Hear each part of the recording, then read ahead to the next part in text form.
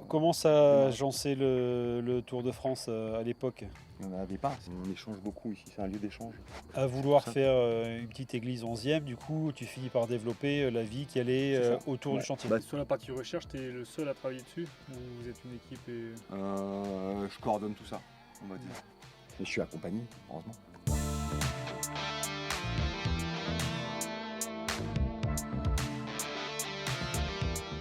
Bonjour à tous, Grain de Vérité avec Mickaël et Eric. Aujourd'hui avec Frédéric Thibault, compagnon tailleur de pierres émérite, N'est-ce pas? entre autres. Merci de nous recevoir à côté de Langon, sur ton chantier, dans ta chapelle en construction. C'est pas chez toi encore, tu dors pas là? Non, on dort pas là, mais c'est une petite chapelle du XIe siècle qu'on est en train de bâtir depuis un an. Et je suis très heureux de pouvoir vous recevoir là, au milieu des vignes et au milieu de nos petits cailloux. Ah, c'est génial. Tu peux nous expliquer du coup, on va tout faire, mais Ouais. ton parcours, le chantier où on est. Parcours au chantier d'abord. Le parcours et comment tu en arrives du coup à faire ta petite Le chapelle. parcours, moi j'ai fait des études d'architecture il y a très longtemps, c'était au XXe siècle, dans le 95, 96, quelque chose comme ça. C'est Enfin, le 20e, c'est ça. 93, 94. Donc l'école d'archi pour passer un DEFA, à l'époque c'était le diplôme premier cycle, à Paris-Tolbiac. Et puis finalement très rapidement je m'aperçois que l'architecture n'est pas pour moi. Parce qu'on travaillait en fait beaucoup sur des gros projets d'hôtels de luxe, etc. Enfin, là, c'était pas... Je pensais que l'architecture pouvait avoir une vocation sociale et utilitaire, tu vois, pour être utile aux gens.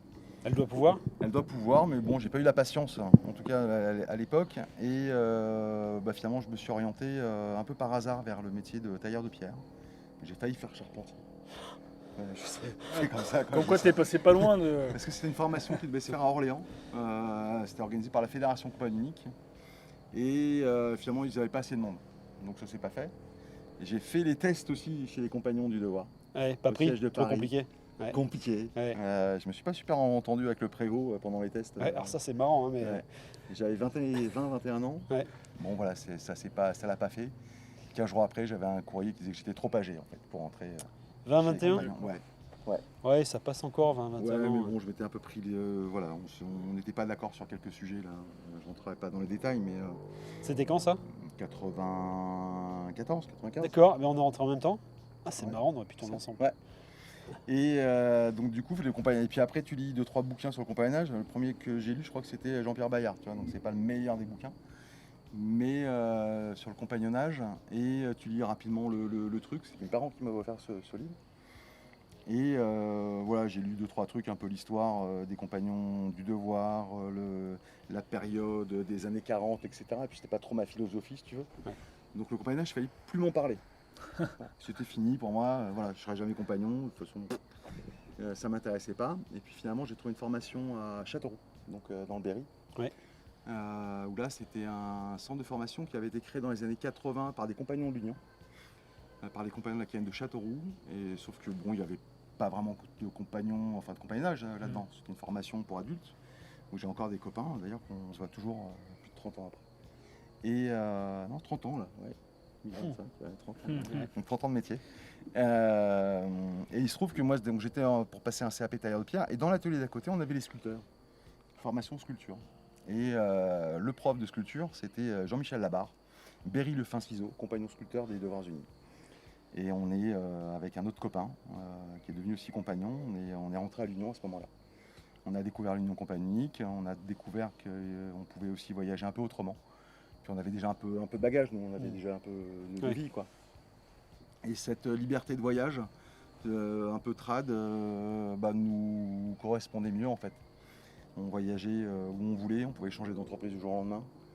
Et puis il y avait déjà une petite équipe de tailleurs de pierre qui se mettait en place à l'Union.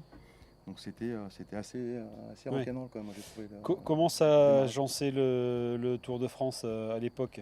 Il n'y en avait pas. Enfin, dans la mesure où, tu vois, à l'Union, on a toujours entre 20 et 25 villes en France. Donc, mais tu gérais tes embauches? Ouais, on gère nos embauches. D'accord. Complètement. Tu Ouais. perds, tu trouves un singe quelque part, boulot, un patron, ouais, tu t'appelles la Cayenne la plus proche Ouais, et puis on se rattache à la Cayenne.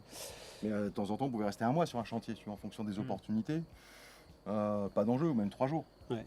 Comme on n'est pas pris en contrat d'apprentissage par le centre de formation, par les compagnons, pas d'enjeu, quoi. Ouais. Pas d'enjeu. Donc plutôt l'ancienne. Bah, Finalement, un petit peu, dans ouais, un l'idée petit du peu tour. en fait. Avec un peu de recul, on se dit Ouais. que c'est un peu plus à l'ancienne. Ouais. On a les premiers stages aussi de métiers qui commencent à arriver à l'Union. Parce qu'à l'époque, tu mettais 3 tailleurs de pierre ensemble, on criait au corporatisme, quoi. On ne disait pas corporation, tu vois. Ouais.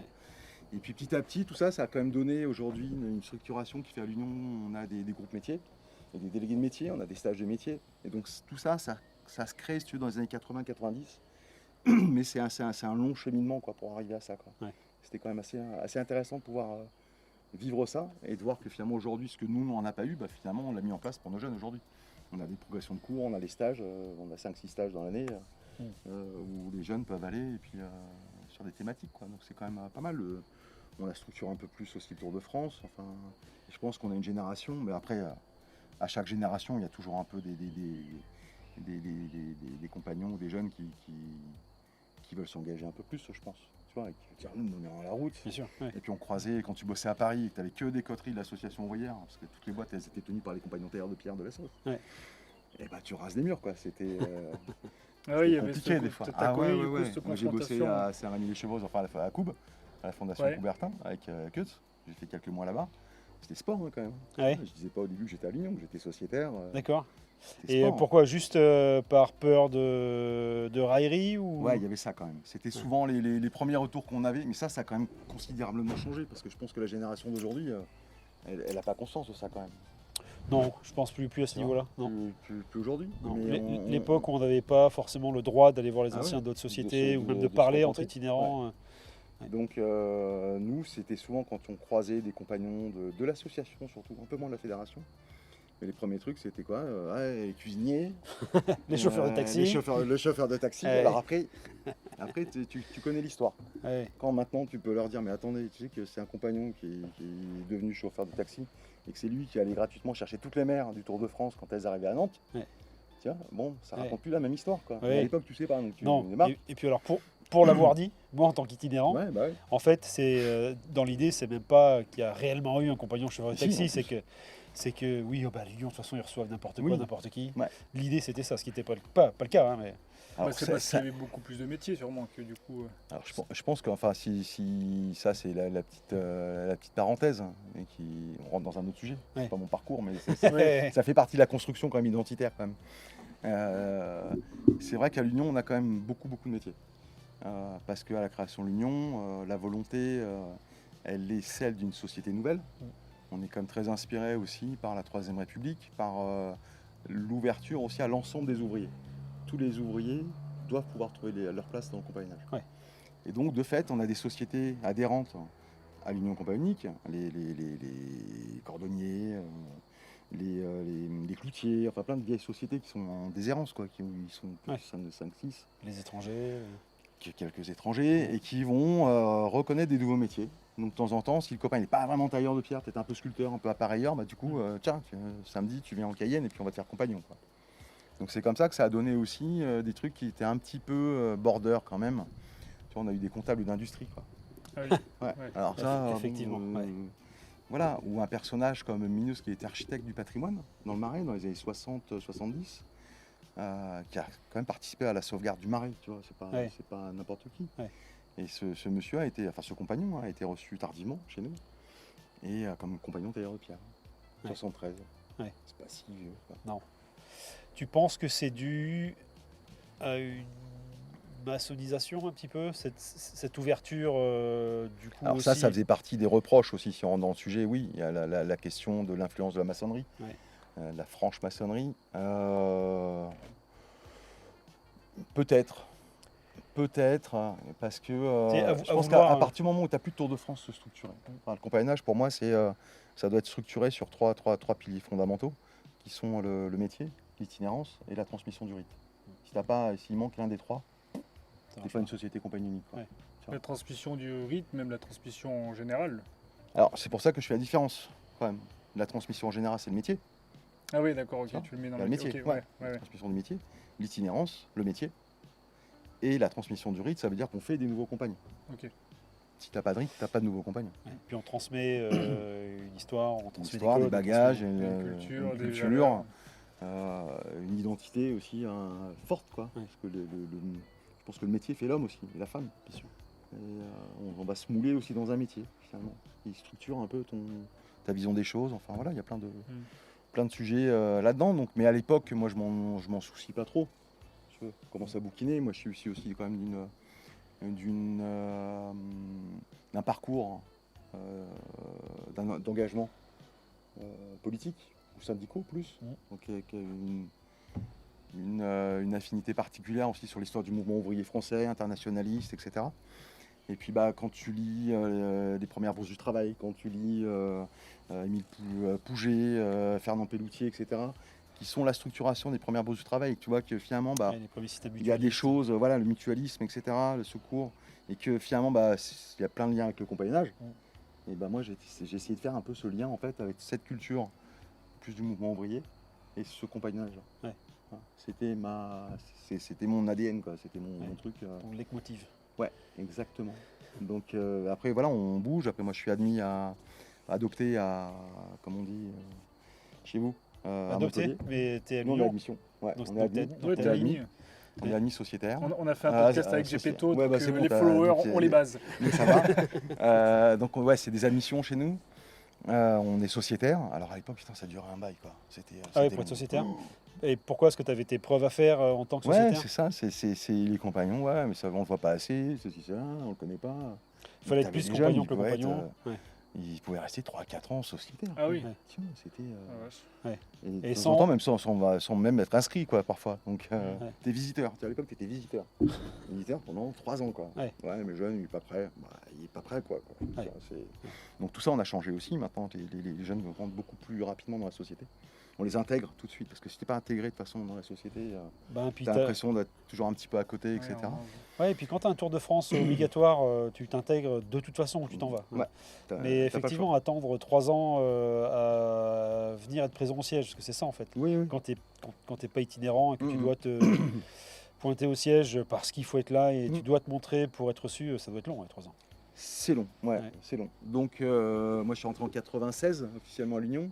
J'étais admis en 2000 à Montpellier. Ah oui. Donc, Ouais. après la difficulté c'est que comme c'est qu'on change pas mal de villes et si les compagnons te mettent en taille dans une ville, il faut au moins que tu restes un an, quoi. Mais si tu te barres, tu t'en vas, c'est la canne d'après que tu vas te mettre en taille. Ouais. Donc de temps en temps ça peut repousser un peu le mood comme ça.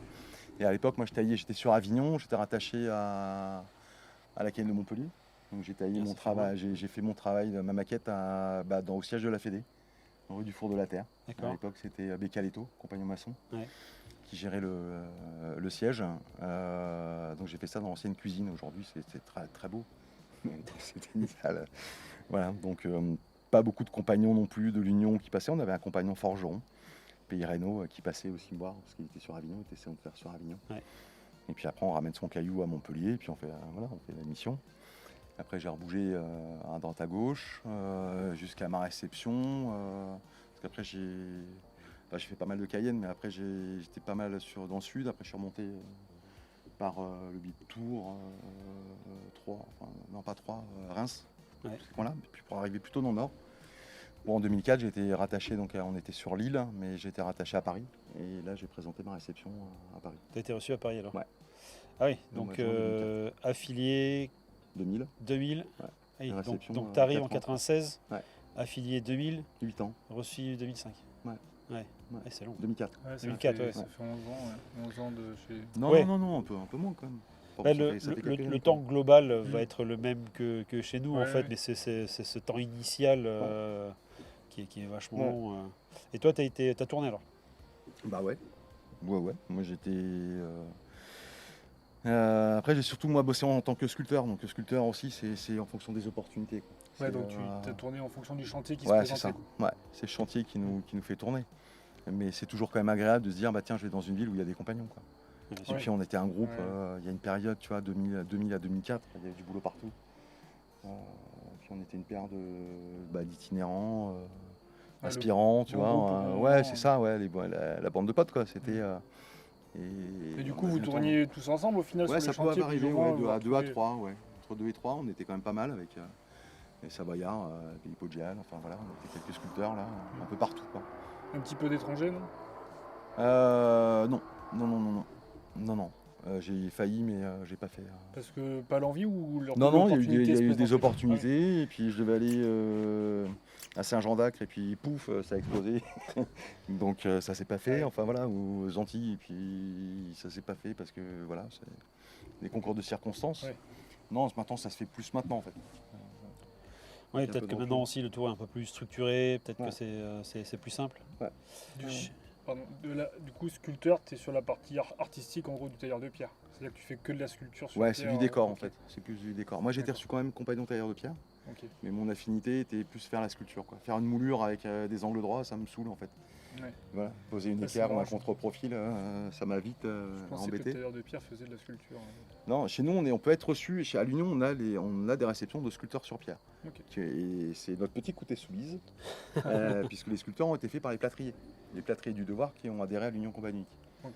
Donc c'est les plâtriers qui reconnaissent le métier de sculpteur. Ouais. Et ça c'est drôle parce que ça se fait aussi dans les années 20 avec la mise en place du concours des MOF. Ouais. Et c'est assez calqué sur les classes du concours des meilleurs ouvriers de Ouais. France. D'accord. Ça, les plâtriers encore aujourd'hui, au concours des MOF, c'est avec les sculpteurs, c'est dans la même classe. Donc ça c'est assez la intéressant petite de voir ça, parce que c'est le concours, il y avait pas mal de compagnons aussi Ouais. en 1924 quand ça se crée.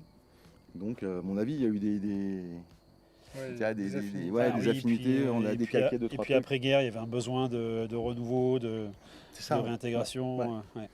Donc ça c'est plutôt, voilà, moi c'est plus du décor, du statuaire, de la gargouille, des chapiteaux, des trucs comme ça.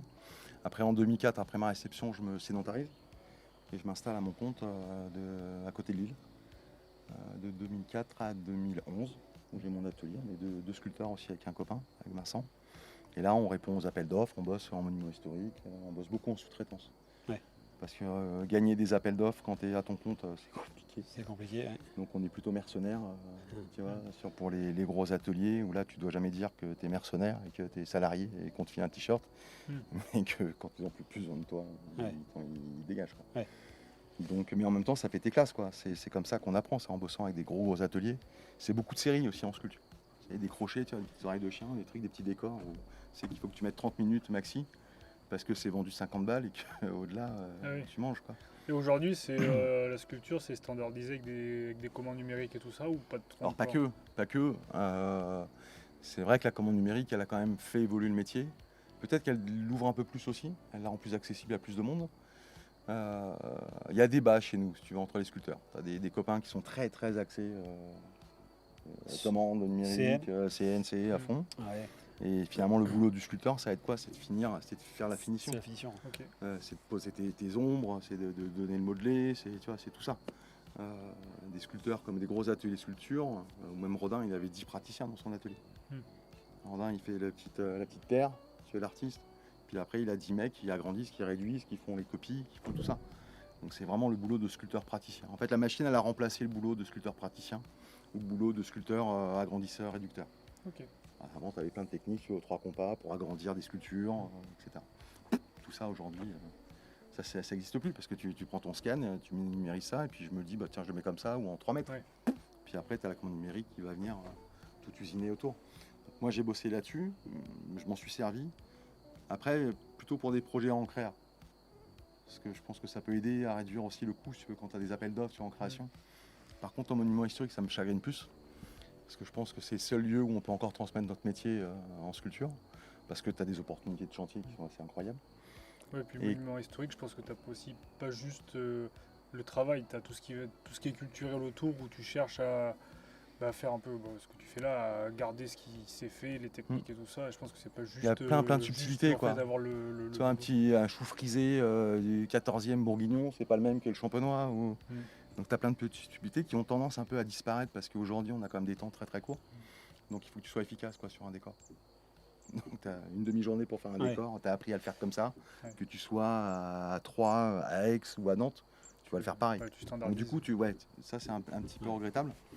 Et j'ai quand même pas mal bataillé. Il y avait encore un séminaire il n'y a pas très longtemps là, à Versailles, avec un représentant aussi de l'établissement public de Notre-Dame. Donc là, j'ai pu un peu glisser aussi le fait de légiférer absolument sur la possibilité de mettre au moins un pourcentage minimum de réalisation 100% fait main en monument historique. Voilà. Ouais, On est quelques-uns à batailler un peu Pour là-dessus. parler de ce genre de chantier, c'est quand même dommage que les charpentiers aillent équarrir leur panne à la hache Et qu'à Ils ont côté. bien joué les charpentiers. Ouais. Ouais, en communication sur Notre-Dame, ils ont été forts. Ouais.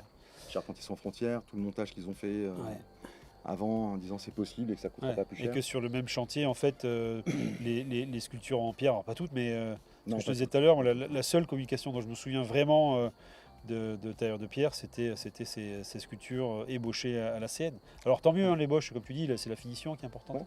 Enfin, qui est... Ouais, mais quand il y a des erreurs. Mais, ouais. Là, tu Mais tu vois, sur le même chantier, tu as un corps de métier qui fait tout à la main, même l'équarrissage. Non, après, en sculpture, il y a quand même un gros boulot qui a été fait à la main quand même. Ouais. Il y avait quand même la loge en bas. Compliqué parce que tu as les histoires de poussière, tout ça, au niveau législation, c'était un peu compliqué. Ouais. Donc tu pouvais pas être là avec ton petit café et ta clope, impossible. Tu es un peu à sculpteur, quoi. Tu arrives à 10h, tu repars à 23h, Ouais. sculpteur, quoi. En sandales. En sandales. Non, ça, à Notre-Dame, c'était pas trop possible. C'était pas les quoi. sandales. Non, pas possible. Mais non, il y a et puis pas mal de jeunes sculpteurs. Après, il y avait quelques aguerris. Hein. Tu as Didier Matard qui a participé, qui est, je pense, l'un des meilleurs sculpteurs aujourd'hui. Ouais. Pas compagnon, mais qui leur a mérité 100. Et qui est là pour accompagner aussi des jeunes sculpteurs. Et voilà, il y en a 2-3 là avec qui j'avais bossé d'ailleurs dans d'autres boîtes. Hein. Ouais. Et là qui se sont fait plaisir, hein, qui sortaient tous les cailloux à la main. Donc, Comment vous expliquez que les charpentiers, on en a entendu parler dans tous les sens, et que justement là, le métier de tailleur de pierre qui a fait du boulot sur Notre-Dame. parce que c'est la charpente qui a brûlé, je pense déjà. Ouais, oui. Donc l'image, c'est celle de la charpente en feu, c'est pas celle des Ok. cailloux en feu, quoi. Ouais. Donc le sujet, c'était déjà la charpente. Et puis il y avait quand même un gros sujet, gros débat quand même sur la reconstitution sur la charpente. Est-ce qu'on a fait en métal, est-ce qu'on a fait en béton, plein de sujets. Il y a eu plein d'associations, comme Restaurant Notre-Dame, qui ont fait un gros travail de lobbying sur la reconstitution en bois. Derrière, tu as les professionnels aussi, qui savent faire de manière tradie, qui ont dit, si on le fait, c'est aussi tradie, quoi. Ouais, Donc réflexion en amont sur les futaies, sur le fait de reforger des outils. Enfin, je veux dire, là, ils ont tout gagné, quoi. Ouais. Ils vont en forêt, ils vont choisir les bois, et ils débitent tout à la hache. Ah oui, ils sont des chantiers exceptionnels. Là, c'est une fois dans ta vie, quoi. c'est ça. Donc, alors que je pense qu'en taille de pierre, ça aurait été... donc, la sculpture, c'est un truc. Au niveau de la taille de pierre, il aurait fallu, si tu veux, on aurait pu avoir cette réflexion-là aussi, en amont, pour choisir les blocs en carrière. Le type d'extraction aussi à la période du XIIe, XIIIe siècle, qui sont aussi des approches très efficaces. C'est-à-dire qu'on ne taille pas toutes les phases vues. Tu vois. Donc il faut être très efficace. Gain de temps, gain de matière, etc. Sauf qu'aujourd'hui, les carriers, tu n'as pas 100 bonhommes en train d'extraire les blocs. Ouais. Aujourd'hui, tu as des carrières où tu as 5 bonhommes qui sont derrière des haveuses, des tronçonneuses à chaîne, des fils diamantés qui font 50 mètres. Donc on n'est plus en capacité de faire sortir le même type de faciès de bloc en carrière aujourd'hui qu'il y a 100 ans, même à l'époque de Viollet-le-Duc, que 200 ans, ou il y a 800 ans, encore moins, il y a 800 ans. Donc je pense que ça, du coup, impasse. Ouais. Même si cette problématique-là, tu vois, elle a été quand même abordée sur la reconstruction de la flèche nord de Saint-Denis, de la basilique. Là. Il y a un très beau chantier. Et là, la question s'est posée. Après, effectivement, vu le volume quand même de cailloux, sortir... tu vois, tu avais toutes les grosses corniches là, sur les murs, tout en haut, là. Les cailloux, ils ont comme ça, taper de la moulure à la main. Bon. Ouais. Voilà, c'est pas passionnant, quoi. Mais qu'on puisse dire, dans le volume, là, il y en a 20% qui vont être sortis à la main. À la broche, au ciseau fini, on va mettre des apprentis dessus pour comprendre aussi. Si tu veux, la méthodologie, le fait de comprendre ton caillou, le fait de pouvoir tracer ton caillou, de voir comprendre toutes les étapes aussi nécessaires dans ton volume, toutes les étapes d'épanelage, etc., pour arriver à ton caillou fini. Ouais. Tout ça, on prive les jeunes de cette compréhension. Ouais. Parce que ton caillou, il arrive, il a déjà la forme, tu as juste là à enlever les marques de scie ou de fraiseuse, mais tu n'as pas compris en fait le volume. Tu vois. Ouais. Donc on est dépouillé d'une partie de son métier, parce que en fait, tu es un finisseur de cailloux. C'est ça, c'est la finition. Tu n'es plus là en train de le tracer, de le comprendre, tu n'as plus ton épure, tu n'as plus tes panneaux. Et puis si tu as le trait qui a été décalé, tu t'en fous, parce que de toute façon, tu connais même pas le caillou. Donc toi, tu fais ce qui a marqué au niveau de la fraise. Ouais. Oui, tu travailles pas pour l'ensemble de l'ouvrage, tu travailles pour juste un caillou. Donc ça, c'est dommage quand même, parce que je pense que le fait, mais dans tous les métiers, le fait de pouvoir comprendre, appréhender, et je pense que c'est ça qui fait un compagnon aussi, hein. C'est la compréhension du début jusqu'à la fin, de la matière première jusqu'à la pose, quoi, jusqu'à la livraison du chantier. T'es maître de tout le processus de production. Ouais. tu l'imagines, tu le conçois, tu le dessines, tu le traces, tu enlèves la matière ou tu en rajoutes selon tes métiers. Et puis voilà, c'est ça qui fait que tu es un ouvrier capable. Ouais. Mais si tu enlèves cette partie-là, bah, tu n'es plus un ouvrier capable. Tu es un tâcheron. Ouais, alors même tâcheron, moi j'ai bossé à la tâche aussi, tu vois, les sculpteurs ça bosse beaucoup à la tâche. Mais c'est surtout un exécutant où tu es dépouillé sur ta connaissance. Donc aujourd'hui, qu'est-ce qu'on fait? On va dans les formations, on va former des jeunes là, à être derrière des commandes numériques, tu vois. Ça les intéresse pas les gamins. Enfin, Oui, ben, c'est plus le même tu métier. n'as plus le rapport à la matière, tu n'as plus la souffrance dans ta chair. Enfin, moi je pense que à partir du moment où tu as souffert un peu dans ta chair, tu comprends la matière, Ouais. tu comprends ton outil, tu comprends tes gestes, tu comprends ta façon aussi de ta posture, tu vois. C'est tout ça qui fait un ouvrier pour moi. Et ça veut dire qu'on enlève aussi la conscience de métier, quoi. Ça veut dire que tu n'es plus fier de ce que tu fais, puisque finalement tu n'es qu'un simple gratteur derrière la Oui, commande tu l'as numérique. pas vraiment fait en fait. C'est ça. Et qu'est-ce qui était cool avec les vieux tailleurs de pierre qui connaissent tout là, c'est que ils défendent leur métier. Ouais. Ils défendent leur métier parce qu'ils le connaissent et il est par cœur. Si tu connais plus ton métier, et que demain on va te dire non, c'est comme ça qu'il faut faire. Ouais. Puis de toute façon ton salaire tu le mérites pas. Parce que demain on peut te remplacer parce qu'il faut juste pousser le chemin de fer. Ouais. Enfin, tu vois, c'est. Oui, après, On n'a plus ça. du coup, est-ce que c'est pas plutôt que c'est pas le même métier? Que du coup, tu as les anciens qui savent le faire à la main et qui, pour eux, faut le faire à la main. Et que tu as le jeune sur la CN. Peut-être que l'ancien qui a tout fait à la main ne sait pas se servir de la CN. Et Non, par il faut contre, pas- ça reste une. Il ne faut pas forcément poser les choses sur ce sujet-là. Moi, je pense que la commande numérique, c'est un support incroyable, par exemple, pour faire du contemporain. Tu vois, des formes en pierre sur la construction moderne, incroyable. Et réduire sous le coût de transformation. Mais ça fait plaisir à qui? Au carrier, quoi, au vendeur de pierre. Je veux dire, aujourd'hui, on vante l'architecture en pierre massive. Si c'est juste pour mettre des blocs de 3 tonnes les uns sur les autres, Ouais. tu vois, il n'y a pas d'enjeu, quoi. Après, il peut y avoir des enjeux au niveau de la c'est- stérotomie, tu vois, au c'est pas là niveau où de la beauté du conception, métier, ouais. du dessin. Mais là, du coup, c'est plutôt des jeunes qui vont être, ou des tailleurs de pierre qui sont ultra capables en stérotomie, donc des appareilleurs, qui vont être là sur des logiciels de C'est autonomie dessin. pour expliquer, c'est le tracé. C'est la taille des volumes dans l'espace, ouais. C'est Ouais. c'est le trait des charpentiers en taille de pierre, quoi. Donc c'est la géométrie dans l'espace, appliquée au chantier, la stérotomie. C'est pas de la géométrie monge, etc. Ah ouais. Mais c'est vraiment appliqué Appliqué, au ouais. chantier. Ouais. Donc toutes ces problématiques-là, si tu veux, elles questionnent, je pense, nos métiers aujourd'hui. Ouais. Ouais. Donc c'est pour ça qu'à un moment donné aussi, moi j'ai basculé vers des agences, des grosses agences en fait, sur Paris. Je suis revenu bosser après sur Paris. Période compliquée vers 2011. On me propose de bosser pour une boîte auvergnate qui crée une agence à Paris. Donc là, on a créé l'agence, on démarre à 2. Aujourd'hui, ils sont 30, je crois, 40. Belle boîte aujourd'hui. Ouais. Après, je suis passé dans d'autres boîtes aussi, mais plus. Parce qu'à un moment donné, tu bascules un peu, quoi. Tu cherches à monter des équipes. Donc tu recrutes, tu es moins sur le chantier. On commence à répondre à des appels d'offres. Tu vois, on passe dans un autre univers, quoi. C'est plus dans l'encadrement, dans la gestion, l'administratif, voilà, la gestion de chantier, l'accompagnement, etc. Et puis après, faire en sorte que tout se passe bien. Et puis après, tu deviens un petit peu expert, je dirais, entre guillemets. C'est-à-dire qu'on ne t'appelle plus pour faire, mais pour conseiller, quoi. Et voilà, c'est comme ça que j'ai eu j'ai accompagné des agences de différents groupes. Et puis le dernier en date, c'était pour Chevalier, là, chez Atelier Chevalier en sculpture, pour Notre-Dame et la basilique de Saint-Denis que j'adore. Voilà. Ouais. C'était de beaux chantiers. Ouais. Et puis après, un jour, il y a un mec qui m'appelle au téléphone en me disant voilà, je veux construire une cathédrale à Bordeaux. Et puis, est-ce que ça vous intéresse? Donc là, généralement, le premier réflexe, c'est de dire non, mais j'en ai déjà, merci, au revoir, j'ai tout ce qu'il faut. Et puis, J'en ai déjà fait 2. ouais. Et puis finalement, une période de ma vie où on a envie de faire autre chose. Tu vois, j'arrive plutôt dans la dernière partie de ma carrière. Puis de se dire, bah tiens, laisser être vraiment bâtisseur. Ouais. Renouer avec le métier. Avec la base. Voilà, du métier, de partir d'un bâtiment. Alors, on fait pas une cathédrale, hein, pas tout de suite en tout cas. L'idée, là, c'est en 40 ans, en fait, c'est 400 ans d'architecture. On démarre par une petite chapelle de l'an 1000. Donc là, c'est le chantier où on est Là, aujourd'hui. là, on est. Donc, c'est une chapelle de l'an 1000 avec toutes les spécificités de cette petite architecture, en petit moellon, pierre de taille, un peu comme ça vient. Mais qui est très, très belle, quoi. Très simple, très beau. fait beaucoup de références aussi à l'antique, enfin il y a pas mal de choses là-dessus. Donc ça c'est plutôt mon boulot aujourd'hui. Et après ça va devenir une église romane avec le cloître. Et puis dès qu'on a fini ça dans 15 ans, j'espère au moins arriver jusqu'à ça, je me donne au moins un cloître, et puis implanter le chevet gothique des Maras là tout là-bas. Là.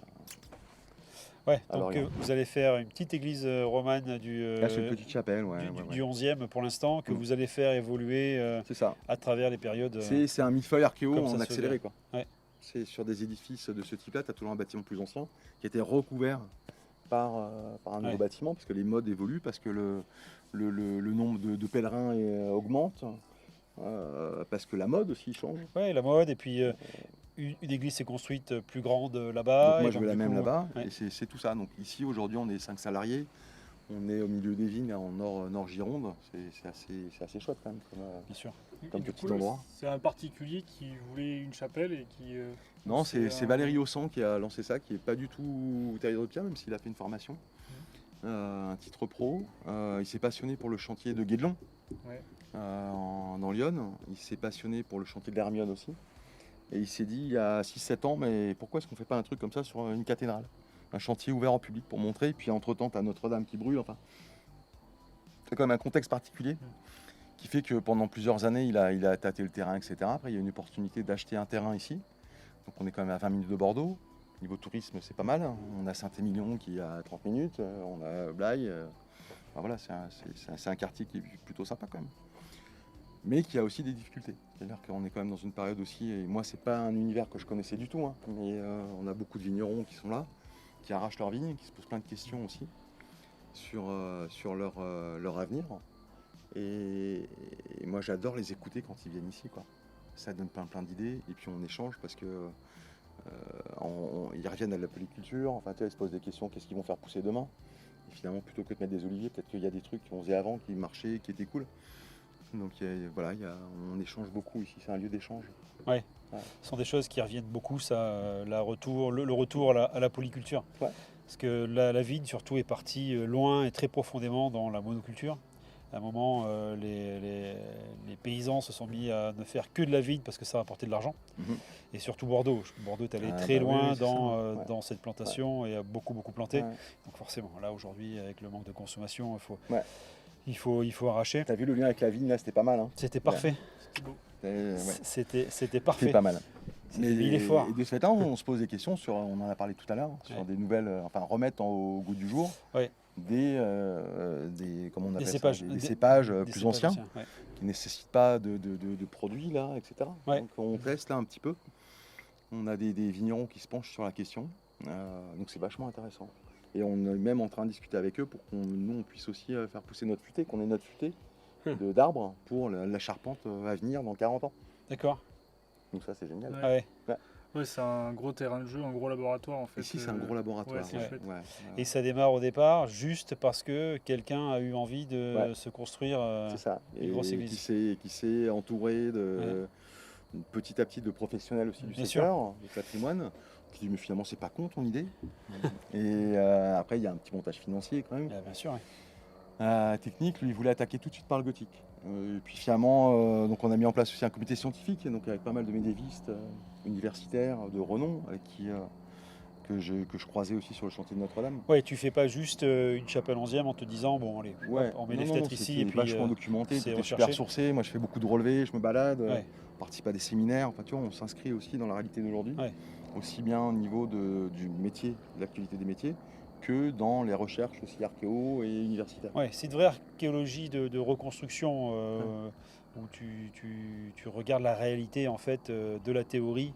Tiens, il devait faire ça comme ça. Bah, ce qui est intéressant, si tu veux, ici, il reste très peu d'éléments vraiment début 11e. Il faut bien imaginer que quand on dit début 11e, c'est pas du tout les églises romanes qu'on imagine, quoi, avec des chapiteaux, etc. Ouais. On parle souvent de l'art roman, C'est tout petit. mais on est dans le premier âge roman. L'église à Moulis, elle est de combien, tu sais? Où ça? À Moulis, dans le Médoc. Je sais pas si c'est pas Non, je 12e. sais pas.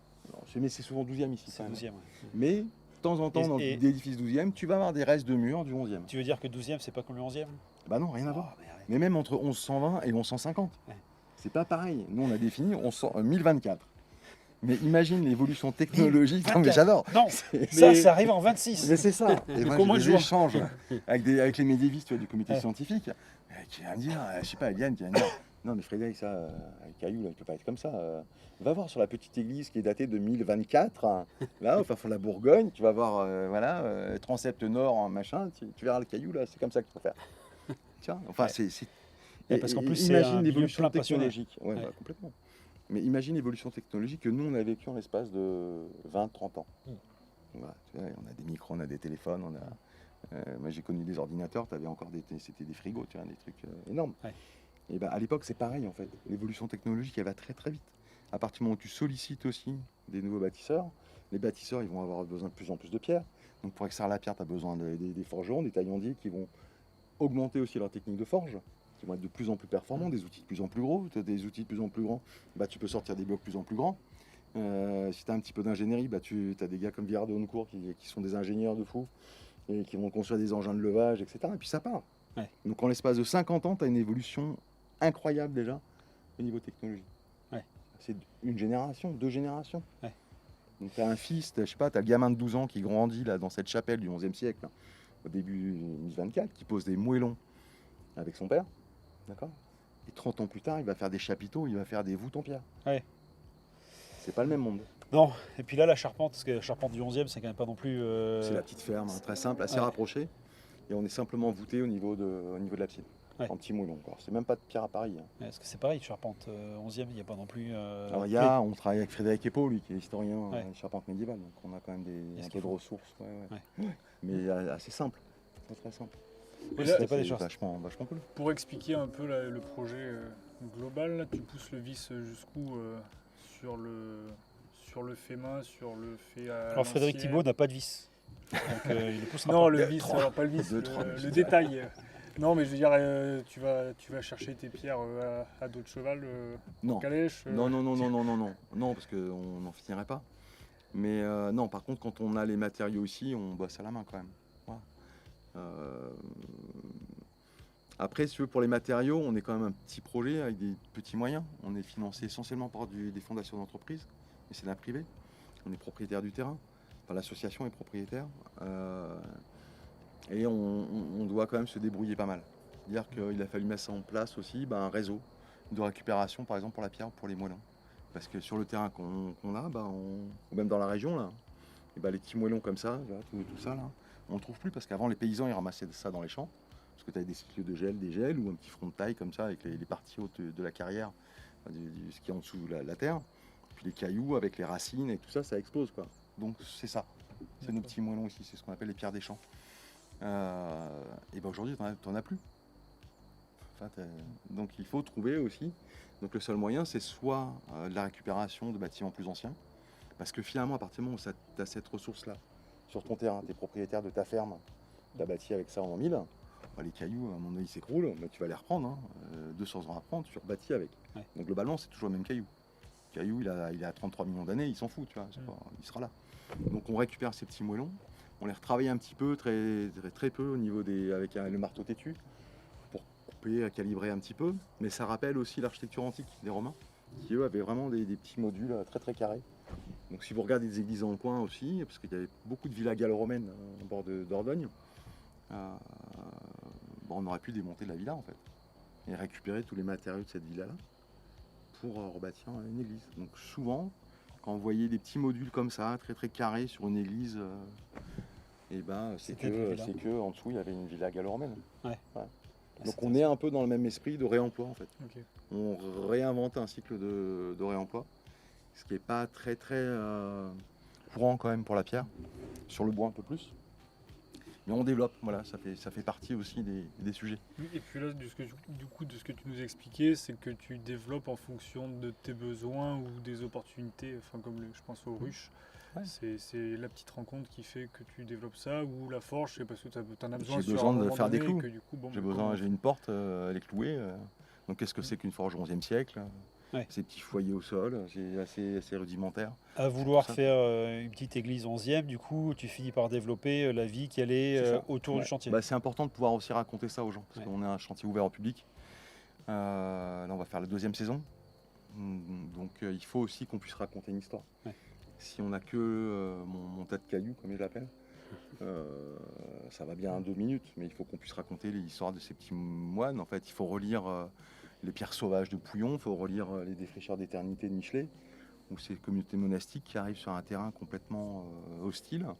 Avec, il faut gérer les marées, il faut gérer l'eau parce que c'est les maladies. Ouais. C'est tout ça. Donc il faut gérer les eaux, il faut défricher les bois, il faut trouver la ressource. Et c'est au début du chantier, moi j'ai relu ces bouquins et je les ai relus différemment. Est-ce que du coup, tu es dessus? Ouais, j'ai dit, tous les matins c'est comme ça. J'ai de l'eau dans mes fondations, comment je fais quoi. Ouais.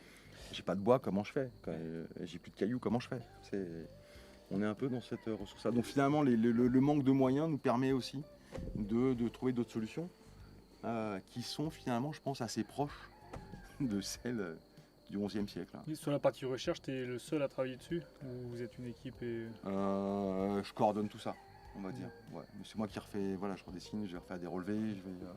Et tu t'es posé une limite là parce que du coup tu vas finir à avoir des chevaux, des vaches, Non, il n'y a pas de limite. D'accord, ok. Non, zéro limite, c'est le terrain qui nous limite. Ouais. Oui, donc demain on te dit le terrain à côté il y a à vendre, c'est quand possible. on a les moyens, oui, Si on tu a 3 hectares derrière. Si tu finis par faire une extension gothique, c'est que tu vas avoir un petit village, tu vas faire des marchés, tu vas un chantier. faire, Oui, des marchés, on se pose la question. Tu vas tirer une rivière, tu vas. Ouais. On s'est posé la question avec des vignerons aussi qui se lancent justement dans le maraîchage, dans d'autres trucs, de faire un petit marché aussi. Parce que l'idée c'est de pouvoir mettre aussi en valeur les produits d'ici, donc de valoriser. Ouais. Donc ici c'est un lieu qui a vocation quand même touristique. Donc demain si on peut se faire un petit marché, des producteurs aussi. Et puis on le voit pas là, mais derrière tu as un jardin botanique en fait. Un médiéval qui est magnifique, mais on a 80 essences, on a une équipe qui est magnifique là. Ça vous allez en faire quoi pour l'instant Alors on organise en fait alors on ne sait pas encore, parce que à commercialiser ça sera un peu compliqué, mais en tout cas on a fait les premiers ateliers aussi avec des scolaires. Donc pour faire découvrir les essences, tous les gamins ils connaissent c'est à nouveau, tous les logos McDo, Nike et compagnie, ils ne savent pas faire la différence entre du persil et de la ciboulette. Donc voilà, c'est ça l'idée, sentir, toucher. Le sens. Renouer avec ça, c'est les 5 sens qui sont complètement en éveil ici. Et même toucher, ici il faut toucher, il faut toucher la pierre, il faut toucher la matière. Ouais, tu vois, c'est ce qui est bien, je trouve, avec ces chantiers-là, c'est que tu ressors, tu es plein de poussière. Tu vois, tu as touché, tu as bougé un caillou, tu as été te promener dans les bois, tu as un peu de boue. C'est bien, pareil, juste à côté du jardin, tu as une maison en torchis, c'est magnifique en fait. Et ça reconnecte presque. Tu te dis, mais en fait, on a vécu là-dedans pendant complètement. Des centaines d'années. Et puis ça redonne aussi des idées aux gens en fait. Tu vois, sur le fait de l'histoire de la clôture par exemple, c'est tout con la clôture, ou le vime. Moi j'ai découvert, je ne connaissais pas l'usage de l'osier, mais derrière, quand tu fouilles, c'était une industrie de partout ici en fait. Parce que les vignerons, ils en avaient besoin. Pour accrocher leur vigne, pour faire aussi des cerclés, j'en sais rien. Il y avait un vrai usage de ça. Et derrière, tu sais aussi que ça draine les terrains. Tu vois, on se plaint à chaque fois, il pleut un peu, tu as des inondations, tu as tout ça. En fait, c'était géré différemment.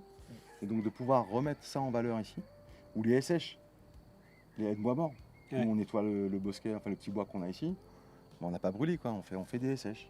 Et les SH, ça valorise aussi les espaces naturels, et voilà, on recrée des écosystèmes. Ah, puis c'est joli, je trouve. Et c'est joli, le clayonnage. Et moi, on présente ça aussi aux collectivités. Tu vois, demain matin, on a les élus là, du Fronsadais qui viennent. Ça fait partie des choses qu'on met en avant aussi. Parce que plutôt que de brûler ou d'amener à la déchetterie les bois qui coupent, on peut les valoriser autrement. Et plutôt que de faire un mur en parpaing autour sur la place, faire redonner un nouveau cycle de vie à des matériaux inertes. C'est vachement intéressant. Oui, parce que faire un mur en parpaing avec un hôtel à insectes à côté, parce que la pauvre abeille n'aura pas d'endroit où aller, finalement. Non, tu fais ça. Du coup, à terme, tu peux imaginer des gens qui vivent ici. Une communauté, tu veux dire? Oui, parce que là, aujourd'hui, tu as ta maison, tu viens travailler là la journée. Ouais, mais c'est bien comme ça, je ne vais pas vivre non plus sur mon lieu de travail. Ça dépend. Si tu habites ici, est-ce que tu payes une taxe? La gamelle. Non, mais je sais pas, ça pourrait... non, mais peut-être que demain, si notre loge des moines, là, tu es en torchis et couverture en brande, elle est propre, bien isolée, et tout ça, tu fais des des nuits, tu vends ça. Une étape, ouais. Airbnb Tu vends atypique. ça, Ouais. voilà, les Non, nuits mais ça- atypiques à 500 balles, et on amène le petit déj au lit, quoi. Tu vois, bon, pourquoi pas, j'en Plein sais de rien. poussière. Non, mais là, ça manteau peut de être très taille. propre. Non, mais ça peut être super propre. Bon, pourquoi pas, tu vois. Mais non, aujourd'hui, Ouais, c'est il n'y a pas pas de vocation. Et puis, on est un lieu aussi associatif, laïque aussi. Il n'y a pas de vocation culturelle aussi au lieu. Je me souviens qu'une fois, on reçoit une journaliste du Figaro qui était étonnée, tu vois, qu'on n'avait pas fait de dédicace et que voilà. Donc non. c'est un T'as pas projet encore fait laïque. de messe. Non, on fera ce qu'on veut ici. On fera des mariages si on a envie. Si des curés veulent célébrer des offices ici, ils le feront. Voilà, ils peuvent le faire partout. Si je veux faire une bar mitzvah, je ferai une bar mitzvah. Si je veux faire un concert, on fera un concert. Et puis dans 30 ans, 40 ans, De toute façon, le ça concert, ne nous c'est- appartiendra plus. Ouais, donc c'est vraiment Le concert, c'est obligatoire. Le concert, c'est obligatoire. On a une personne qui est venue faire de l'art. Ouais. C'était génial. Tu vois, donc ça, oui, donc c'est une vocation de lieu de vie. Mais autant 11e, 12e, quand tu bâtis, tu fais une cathédrale, tu fais un truc, tu sais, c'est la maison à la gloire de Dieu quand même. C'est quand même un truc un peu sérieux. On fait pas n'importe quoi quand même. Mais ici, moi, je trouve que ça renoue aussi avec une autre tradition, qui est celle du peuple qui bâtit aussi ensemble. C'est-à-dire que chacun apporte sa pierre à l'édifice, là, pour le coup, pour de vrai. Pour de vrai. Et qui donne du sens. Et le sens, au sens un peu presque mystique quand même, de l'approche de bâtir, et ben on la retrouve quand même, quoi. Quand tu as les maçons qu'on a formés ici, ils disent au début, quand on posait les premiers moellons, qu'il est beau notre mur. Alors qu'ils ne sont pas du métier, tu vois. Ouais. Là, fin de journée, tu vois, as la lumière rasante sur les petits cailloux et tout. Alors qu'en plus, on sait que ça va être enduit à la chaux avec des décors dessus, avec des fresques, et que ce qu'on bâtit là, ça va pas se voir. Mais que les gens que tu as accompagnés à poser ces petits cailloux-là disent il est beau notre mur. Moi, je trouve que tu as gagné un truc. Ouais, C'est que tu as éduqué le regard. Et qu'après, ils t'envoient des photos de vacances. T'as vu ce mur, putain, il est pourri. Et voilà, tu éduques le regard. Et c'est éduquer le regard. Ici, les gens qui passent ici, ils apprennent à regarder différemment. Ouais. Ça, c'est vachement important. C'est pas que le tailleur de pierre. C'est pourquoi est-ce que tu m'enformes le caillou comme ça. Pourquoi tu vas chercher ce petit caillou-là. Comment tu...